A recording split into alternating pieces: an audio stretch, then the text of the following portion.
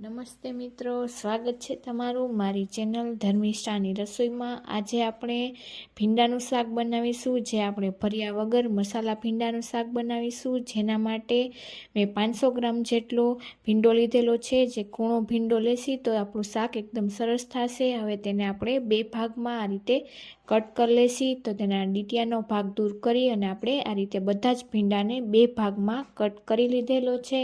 હવે આપણે ભીંડામાં મસાલા કરીશું। તો તેના માટે મેં 1 મોટી ચમચી જેટલો ધાણા જીરું પાવડર લીધેલો છે, તે ઉમેરી ત્યારબાદ તેમાં અડધી ચમચીથી થોડી ઓછી હળદર ઉમેરી દેશું। ત્યારબાદ તીખું લાલ મરચું તો 1 મોટી ચમચી જેટલું તે ઉમેરી દેશું। અને ત્યારબાદ આપણે તેમાં કાશ્મીરી લાલ મરચું તો 1 મોટી ચમચી જેટલું કાશ્મીરી લાલ મરચું ઉમેરશું। ત્યારબાદ તેમાં થોડો આપણે ગરમ મસાલો તો અડધી ચમચીથી ઓછો ગરમ મસાલો અને સ્વાદ મુજબ મીઠું તો 1 ચમચી જેટલું મીઠું ઉમેરી અને આપણે ચણાનો લોટ તેમાં ઉમેરશું। તો લોટ આપણે આ રીતે થોડો થોડો ઉમેરતા જશી, એકસાથે નહીં ઉમેરી, આ રીતે થોડો થોડો લોટ ઉમેરી અને મિક્સ કરતા જશી। તો ત્યારબાદ આ રીતે ફરીથી મેં બીજી ચમચી લોટ ઉમેરી અને આ રીતે આપણે બધા જ ભીંડામાં કોટ થઈ જાય એ રીતે આપણે ચમચીની મદદથી ચલાવીને તેને મિક્સ કરી લેશી। તો આ રીતે પહેલાં આપણે બધા જ મસાલાને આ રીતે ભીંડામાં ઉમેરી અને મિક્સ કરશી, ત્યારબાદ આપણે તેનો વઘાર કરશી તો તે ખૂબ જ સરસ લાગશે। અને આ રીતે ફરી 1 ચમચી મેં લોટ ઉમેરી અને તેને બધું મિક્સ કરી લીધેલું છે। તો 3 ચમચી લોટ મારે લીધેલો છે। ત્યારબાદ તેમાં 1 લીંબુનો રસ ઉમેરી અને ફરીથી આપણે બધું મિક્સ કરી લેશી। લીંબુ ઉમેરવાથી આપણા ભીંડાની ચીકાશ છે તે જરાક પણ રહેશે નહીં અને એકદમ સરસ આપણો કોટ થઈ જશે મસાલા અને લોટ। તો હવે આપણે તેને રેસ્ટ થવા દઈ અને ત્યાં સુધી આપણે એક પેનમાં તેલ 1 મોટી ચમચી જેટલું મૂકીશું અને ત્યારબાદ મેં આ પાંદડીના શેપમાં ડુંગળી કટ કરેલી છે। તો 1 ડુંગળી મેં આ રીતે પાંદડીના શેપમાં કટ કરેલી છે, તેને આપણે ઉમેરી દઈશું।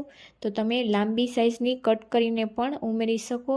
તો આ રીતે આપણે તેને 2 મિનિટ જેવું સાતળી લઈશું। આપણે વધારે બ્રાઉન નહીં થવા દઈએ અને થોડી એવી આપણે સતળાઈ જાય ત્યારબાદ આપણે તેને બાઉલમાં કાઢી લેશું।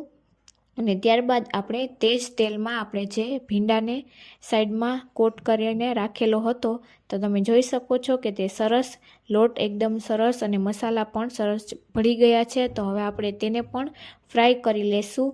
તો આ રીતે ફ્રાય કરીને બનાવવાથી તે એકદમ સરસ ક્રન્ચી બનશે। તો આ રીતે હવે આપણે ભીંડાને બધો જ ફ્રાય કરી લેશી। તો તમને જો જરૂર લાગે તો તમારે થોડું તેલ તેમાં ઉમેરવું। તો આ રીતે આપણે ચલાવી અને બધા જ ભીંડાને ફ્રાય કરી લેવાનો છે। તો 7 મિનિટ જેવું મેં તેને ફ્રાય કરેલો છે। તો આપણે સાવ વધારે કૂક નથી કરવાનો, તેને અડધો જ કૂક કરવાનો છે। તો તમે જોઈ શકો છો કે આપણો ભીંડો સરસ ફ્રાય થઈ ગયો છે અને મસાલા પણ સરસ થઈ ગયા છે। તો હવે આપણે તેને પાછો બધા જ ભીંડાને બાઉલમાં કાઢી લેશી અને તે જ પેનમાં આપણે 3 મોટી ચમચી જેટલું તેલ ઉમેરી દઈશું। અને તેલ આપણું ગરમ થઈ જાય ત્યારબાદ અડધી ચમચી જેટલી આપણે તેમાં જીરું અને અડધી ચમચીથી થોડી ઓછી હિંગ ઉમેરી દઈશું। અને જીરું બરાબર આ રીતે સતળાઈ જાય ત્યારબાદ આપણે તેમાં ડુંગળી ઉમેરી દઈશું। તો ડુંગળીને આપણે ઝીણી સાવ સમારી લેવાની, જેથી કરીને તે જલ્દીથી કૂક થઈ જાય। તો આપણે 2 નંગ ડુંગળી લીધેલી છે, જે ઝીણી મેં સમારીને લીધેલી છે। તો આ રીતે તેને પણ આપણે સાતળી લેશું। તો આપણી ડુંગળી થોડી એવી 2 મિનિટ જેવું સતળાઈ જાય ત્યારબાદ આપણે તેમાં લસણ ઉમેરીશું। તો લસણને મેં 6-7 કળીને આ રીતે ઝીણી સુધારીને લીધેલી છે, જેથી તેનો ટેસ્ટ ખૂબ સરસ આવશે શાકમાં। તમે પેસ્ટ પણ ઉમેરી શકો। તો આ રીતે તેને પણ આપણે થોડું સાતળી લેશું। તો લસણ પણ 2 મિનિટ જેવું સતળાઈ જાય ત્યારબાદ આપણે તેમાં આદુ અને મરચાંની પેસ્ટ લઈ લેશું અને તેને પણ ઉમેરી અને સાતળી લેશું। તો હવે આપણું લસણ સતળાઈ ગયું છે। હવે પેસ્ટ ઉમેરી અને તેને પણ આપણે મિક્સ કરી અને 2 મિનિટ જેવું સાતળી લેશું। તો આ રીતે આપણે બધું જ મિક્સ કરી અને સાતળી લેશું। ત્યારબાદ આપણે તેમાં ટમેટાં ઉમેરીશું અને ટમેટાને આપણે ઝીણા કટ કરીને નહીં પરંતુ તેને આપણે પ્યુરી ઉમેરીશું, જેથી કરીને આપણી ગ્રેવી છે તે એકદમ સરસ થીક થઈ જાય। તો હવે આપણી ડુંગળી અને આપણું આદુ લસણ બધું જ સતળાઈને એકદમ સરસ ટ્રાન્સપરન્ટ થઈ ગયું છે। તો હવે આપણે તેમાં ટમેટાની પ્યુરી ઉમેરી દઈશું। તો તમે પણ આ રીતે એકવાર મસાલા ભીંડાનું શાક ટ્રાય કરજો, તો ખૂબ જ ટેસ્ટી લાગશે અને ભરવાની ઝંઝટ પણ નહીં રહે. તો હવે આપણે 2 ટમેટાની પ્યુરી કરેલી છે તેને ઉમેરી દઈશું અને તેને બરોબર મિક્સ કરી લેશું. અને ત્યારબાદ આપણે ટમેટાં જલ્દી કૂક થઈ જાય તેના માટે આપણે તેમાં મીઠું ઉમેરી દઈશું. તો આપણે ગ્રેવીના માપથી 1 ચમચી જેટલું મીઠું ઉમેરી અને તેને મિક્સ કરી લેશું, જેથી ટમેટાં તેનું પાણી જલ્દીથી છોડી દે અને એકદમ સરસ પાકીને તૈયાર થઈ જાય. તો આપણે તેને ઢાંકીને 2 મિનિટ જેવું થવા દીધેલું. તો તમે જોઈ શકો છો કે તેલ એકદમ સરસ છૂટું પડી ગયું છે, મીન્સ કે આપણા ટમેટાં અને આપણી ગ્રેવી સરસ થઈ ગઈ છે. ત્યારબાદ તેમાં ગ્રેવીના માપથી મસાલા માટે મેં 1 ચમચી જેટલો ધાણા જીરું પાવડર, અડધી ચમચીથી થોડો ઓછો ગરમ મસાલો અને 1 ચમચી જેટલું આપણે તેમાં કાશ્મીરી લાલ મરચું પાવડર અને અડધી ચમચીથી થોડો ઓછો આપણે તીખું લાલ મરચું પાવડર ઉમેરેલો છે. અને હવે થોડું આપણે પાણી ઉમેરી દઈશું અને બધા જ મસાલાને મિક્સ કરી લઈશું, જેથી કરીને આપણા મસાલા કૂક પણ થઈ જાય અને બળે પણ નહીં. તો આ રીતે થોડું પાણી ઉમેરી અને આપણે ધીમા ગેસની ફ્લેમ પર જ તેને આ રીતે સાતળવાના છે, જેથી મસાલા બળી ન જાય. તો આ રીતે તમે એકવાર શાક બનાવશો તો લગ્ન પ્રસંગમાં અને હોટલ રેસ્ટોરન્ટમાં જે શાક બને છે તેવું જ શાક તમારું બનીને તૈયાર થશે અને ખાવામાં પણ ખૂબ જ ટેસ્ટી લાગશે અને ભરવાની ઝંઝટ વગર ઝડપથી બની જશે. તો આ તેની એક સિક્રેટ ટિપ્સ એ છે કે તે લોકો તેમાં દહીં ઉમેરે છે. તો દહીં તમારે ખાસ ઉમેરવું. તો 4 મોટી ચમચી જેટલું આપણે દહીં લીધેલું છે, તેને ઉમેર્યા બાદ આ રીતે સતત તેને ચમચાથી ચલાવતા રહેવાનું, જેથી કરીને આપણું દહીં છે એ ફાટી ન જાય અને એકદમ સરસ મિક્સ થઈ જાય. તો આ રીતે જો તમને એવું લાગે તો તમારે આ સમયે ગેસની ફ્લેમ બંધ કરી દેવી, જેથી દહીં ફાટે નહીં.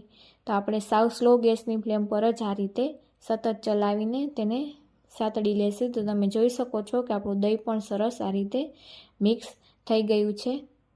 તો તમે આ એકવાર આ રેસીપીથી ટ્રાય કરજો. જો તમે આ રીતે શાક બનાવશો તો તમે અને તમારા ઘરના સભ્યો બધા જ 2 રોટલી વધારે જ ખાશો. તો આ રીતે હવે આપણે ગ્રેવી પણ સરસ થઈ ગઈ છે. હવે તેમાં આપણે થોડું પાણી ઉમેરી અને તેને આપણે ઢાંકી અને થવા દેશી, જેથી કરીને આપણું દહીં અને ગ્રેવી સરસ એકદમ સરસ પાકીને તૈયાર થઈ જાય. તો આ રીતે પાણી મિક્સ કરી અને તેને ફરીથી આપણે ઢાંકી અને 2 મિનિટ જેવું થવા દીધેલું. તો તમે જોઈ શકો છો કે તેલ પણ અલગ થઈ ગયું છે અને આપણું દહીં અને ગ્રેવી એકદમ સરસ ચડીને મિક્સ થઈ ગયા છે. તો હવે આપણે જે કોટ કરીને ભીંડી રાખેલી હતી, જે ફ્રાય કરેલી, તેને આપણે ઉમેરી દઈશું. તો આ રીતે બધા જ ભીંડાને આપણે ઉમેરી અને ત્યારબાદ જે આપણે ડુંગળીને આપણે જે ફ્રાય કરેલી હતી તેને પણ ઉપરથી આપણે ઉમેરી દઈશું અને બધું જ સરસ ચલાવીને મિક્સ કરી લેશું. અને તમને મારી રેસીપીઓ કેવી લાગે છે તે તમે કોમેન્ટમાં જણાવવાનું ભૂલતા નહીં. અને તમારે કઈ કઈ રેસીપી હવે જોવી છે તે પણ મને કોમેન્ટમાં જરૂરથી કહેજો. તો આ રીતે આપણે બધું જ સરસ મિક્સ કરી લેશું. ત્યારબાદ આપણે રસો કરવા માટે તેમાં પાણી ઉમેરી દઈશું. તો મેં 1 ગ્લાસ જેટલું પાણી ઉમેરેલું છે અને આપણે હજુ ભીંડાને કૂક કરવાનો છે. આપણે અડધો ફ્રાય કરેલો છે અને હવે આપણે પાણી ઉમેરી બધું જ મિક્સ કરી અને તેને ઢાંકી અને આપણે ભીંડાને કૂક કરી લેશું. તો તમારે જેટલો રસો કરવો હોય તેટલું પાણી વધારે ઓછું કરવું. તો મેં 10 મિનિટ જેવું સતત આ રીતે સાવ સ્લો ગેસની ફ્લેમ પર તેને થવા દીધેલું. તો તમે જોઈ શકો છો કે આપણી ગ્રેવી અને ભીંડો એકદમ સરસ થઈ ગયો છે ને મસાલાની સુગંધ પણ એકદમ સરસ આવવા લાગી છે. તો આપણે ઉપરથી થોડા લીલા ધાણા ઉમેરી દઈશું. તો તમે પણ આ રીતે એકવાર આ રેસીપીથી જરૂરથી ટ્રાય કરજો. હવે આપણે તેને સર્વિંગ બાઉલમાં લઈ લેશું. તો તમને મારી આ રેસીપી કેવી લાગી તે કોમેન્ટમાં જરૂરથી જણાવજો. અને જો મારી ચેનલને હજી સબસ્ક્રાઈબ ન કરી હોય તો કરી લેજો. Thank you for watching.